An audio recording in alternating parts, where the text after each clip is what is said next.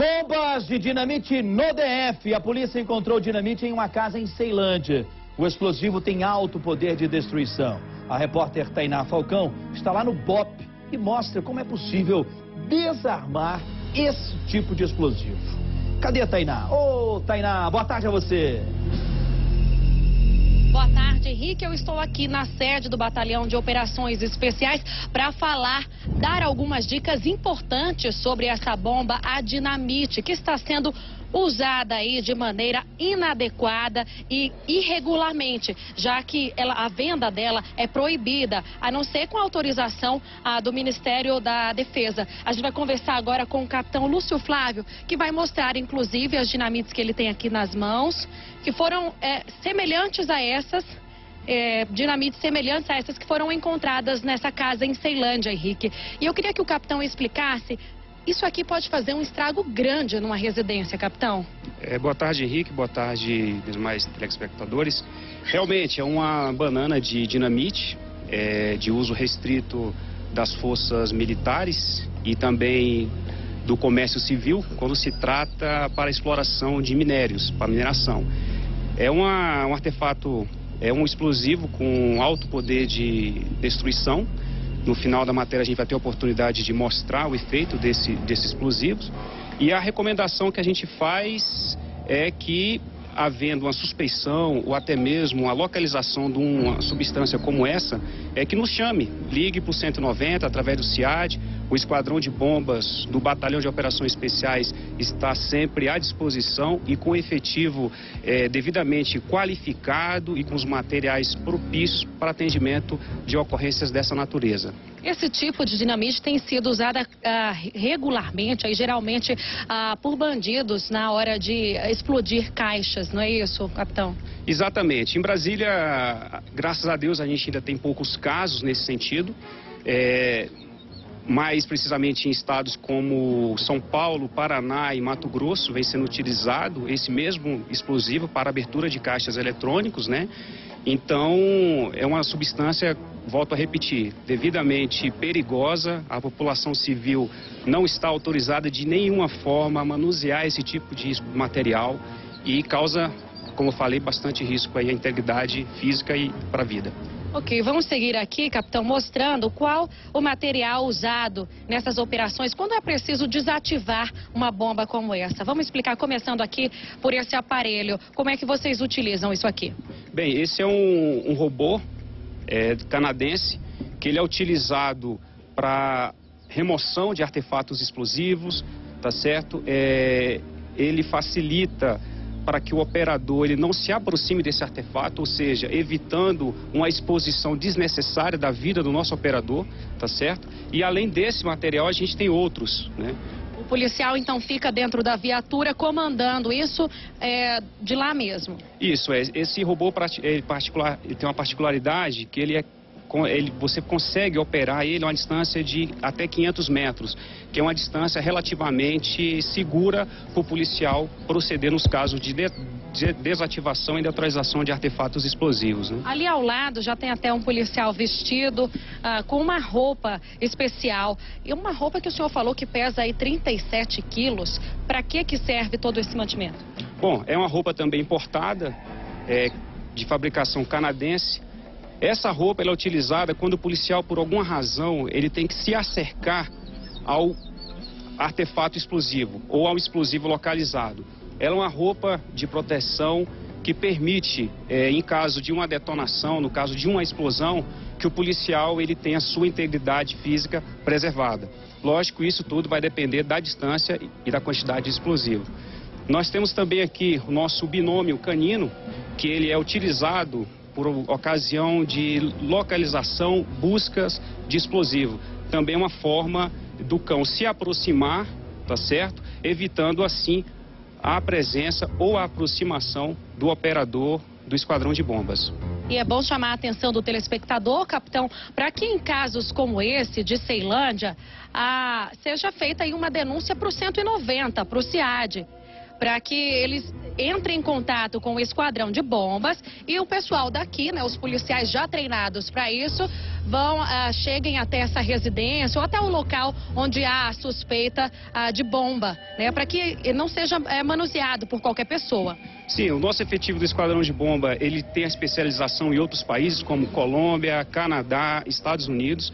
Então, o nosso efetivo ele está devidamente treinado e capacitado, juntamente com os equipamentos materiais que nós possuímos aqui no BOP, para atender essas ocorrências envolvendo localização, identificação e neutralização de artefatos explosivos. Ok, capitão, a gente vai voltar agora ao estúdio. Henrique, alguma pergunta? Tem sim. Capitão, boa tarde ao senhor. Muito obrigado pela sua presença aqui no nosso Balanço Geral. Eu estou vendo o senhor segurando aí o que a gente chama de bananas de dinamite, não é? Estou vendo duas na sua mão aí. Capitão, a explosão desse material que está na sua mão aí, o estrago é muito grande. O senhor tem como definir o tamanho do estrago da explosão dessas duas bananas de dinamite na sua mão? Sim, claro, Henrique. Tudo vai depender da quantidade da substância explosiva, né? Então, a quantidade que nós vamos fazer aqui o teste foi uma quantidade que é utilizada para a abertura de caixas eletrônicos. E o efeito dessa explosão é bastante considerado. Então, o telespectador vai ter a oportunidade de ver ao vivo, tá certo, os efeitos dessa explosão. A gente faz uma ressalta que é num local aberto, tá certo? E se tratando, por exemplo, do interior de uma residência, esses efeitos são bem maiores do que os efeitos que nós vamos ver aqui, que não deixa de ser bastante grande. Ok, então, capitão, vamos seguir então com essa demonstração, por favor. Ok, vamos lá.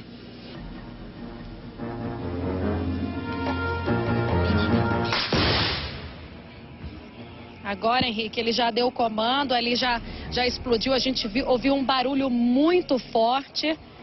Ali a gente consegue ver a poeira levantando, tomando conta de todo o terreno. E como o capitão falou, uma explosão dessa num local fechado causa um estrago muito maior. Claro, porque o efeito da explosão, como se trata de um local fechado, se assim fosse, multiplicaria os efeitos da onda explosiva, que é uma consequência natural de uma detonação, tá certo? E como eu disse, os efeitos seriam várias vezes multiplicados, o que causaria em uma destruição total. E se falando, por exemplo, de presença de pessoas nesse cômodo, fatalmente geraria aí a morte dessas pessoas.